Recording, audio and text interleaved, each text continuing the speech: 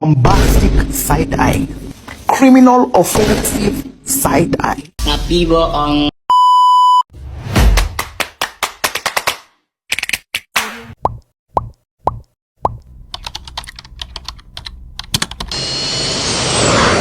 Halo guys, hari ini kita mau ke Museum Kebangkitan Nasional. Introduce, this is my team.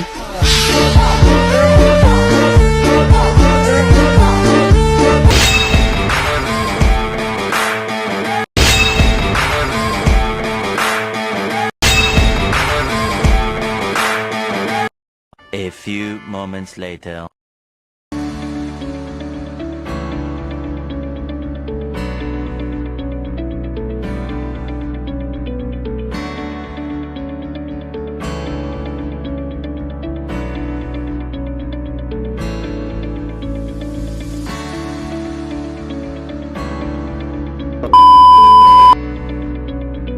Halo guys, sekarang kita sudah ada di Museum Kebangkitan Nasional. Museum Kebangkitan Nasional. Museum Kebangkitan Nasional merupakan sebuah gedung yang dibangun sebagai sebuah monumen dari tempat lahir serta berkembangnya organisasi Budi Utomo. Sebelumnya, bangunan ini merupakan sekolah yang didirikan oleh Belanda yang bernama Schoolstad Opleiding van Inlandsche atau yang sering dikenal dengan Stovia. Ruangan pertama yang kita masuki itu adalah ruang pengajar di Stovia. Ruang pengajar di Stovia berjumlah 12 orang yang biasanya dibantu oleh asisten pengajar yang berasal dari lulusan pelajar Stovia terbaik. Ruang pengajar di Stovia itu tempatnya para calon dokter dilatih langsung sama guru-guru terbaik di zaman kolonial. Disinilah mereka belajar ilmu kedokteran dari teori sampai praktik langsung. Tempat ini jadi saksi lahirnya dokter-dokter hebat Indonesia pertama.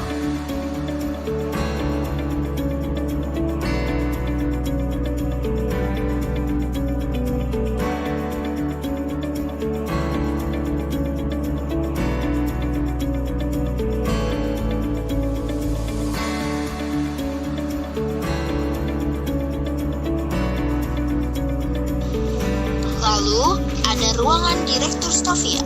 Direktur Stovia ini menempati ruang tersendiri, terpisah dari ruang pengajar, karena harus menerima tamu-tamu dari pemerintah untuk membahas permasalahan-permasalahan terkait dengan pembelajaran di Stovia.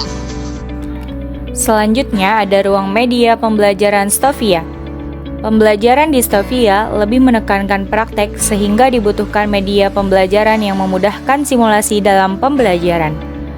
Media pembelajaran ditempatkan dalam ruang tersendiri yang akan diambil oleh para pengajar pada saat akan memasuki ruangan pembelajaran. Pengobatan di Nusantara. Masyarakat Nusantara telah mengenal pengobatan tradisional sejak lama. Hal itu diwariskan secara turun-temurun dari generasi ke generasi. Masyarakat tradisional mempercayai hal yang gaib sebagai penyebab datangnya suatu penyakit, yang proses datangnya melalui bantuan dari dukun atau orang yang dianggap mempunyai kemampuan menyembuhkan. Macam-macam penyakit yang timbul melahirkan banyak profesi dukun sesuai dengan kemampuannya, seperti dukun bayi, dukun urut, dukun sunat, dan lain sebagainya. Masyarakat Nusantara juga menggunakan obat-obatan bersifat herbal dari racikan-racikan tanaman. Obat-obatan dari racikan tanaman yang biasa dikenal ialah jamu.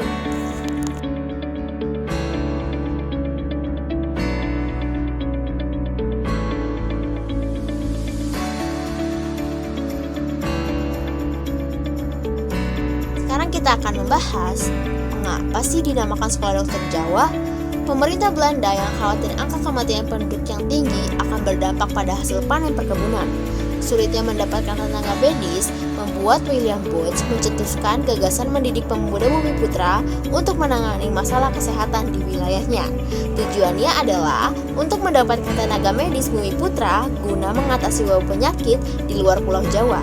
Berdasarkan keputusan pemerintah Hindia Belanda nomor 10 tanggal 5 Juni 1853 yang mengacu pada putusan pemerintah nomor 22 tanggal 2 Januari 1849, para tamatan kedokteran ini diberi gelar dokter Jawa. Pada tahun itu juga, Lembaga pendidikan ini dikenal dengan nama Dr. Jawa School atau Sekolah Dokter Jawa.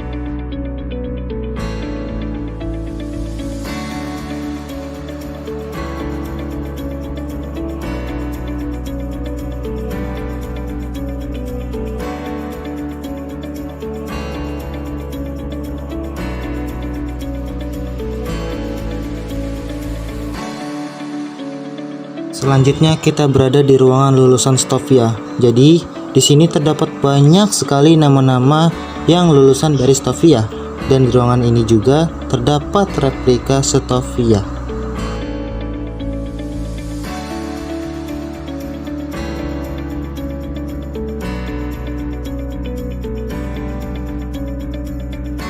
Selanjutnya sekarang kita berada di ruangan Memorial Budi Utomo. Di ruangan ini menyajikan banyak sejarah dan perjuangan organisasi Budi Utomo yang menjadi tonggak awal kebangkitan nasional Indonesia melalui berbagai koleksi dan informasi yang menggugah semangat perjuangan.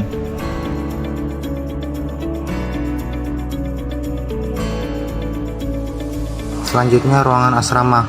Ruangan asrama ini digunakan untuk peristirahatan para murid yang menginap di sana atau tinggal di sana.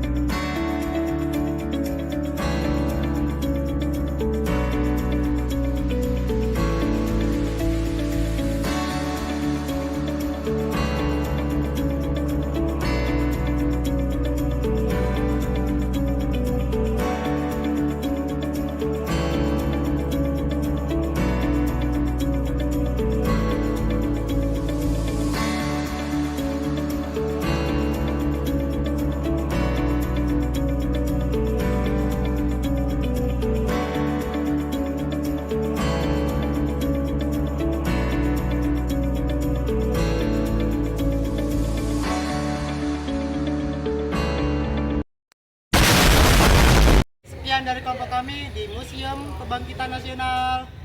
Dadah!